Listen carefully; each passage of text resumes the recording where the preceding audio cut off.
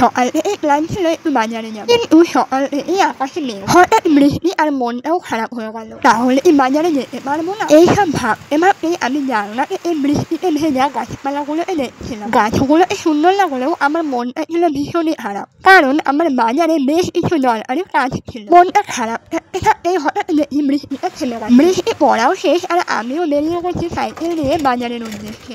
বৃষ্টি থেমে গেলেও আকাশটা ছিল ভীষণ মেঘলা, আর এই মেঘলা আকাশে দেখো ঠাকুর বাড়িটাও কত সুন্দর লাগে। এই আমার তাই বেশ কিছুদিন আগে ঠাকুর বাড়ির মেলায় সেজে উঠেছিল, আর এখন সবুজ ঘাসে মেলার মাঠটা সেজে আছে। ও মা হঠাৎ সাইকেল চালাতে চালাতে যেন লন্ডনের টেমস নদীতে চলে এসেছি। এই সামান্য বৃষ্টিতে যদি টেমস নদী হয়ে যায়, তবে সামনে যে বড় বৃষ্টি আসছে তাতে কি হবে বলা যাচ্ছে না। বুঝতে পারিনি সাইকেল নিয়ে ফেসে গেছে এই টেমস নদীতে। এই প্রথম কোনো মানুষ সাইকেল নিয়ে নদী পার হলো।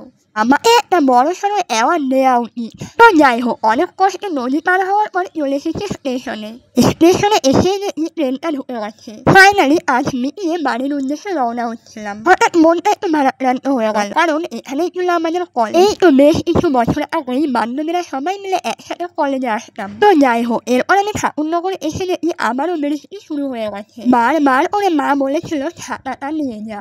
আনবো না করেও ভাগ্যিস এনেছিলাম, নয়তো আজ ভিজেই বাড়ি যেতাম।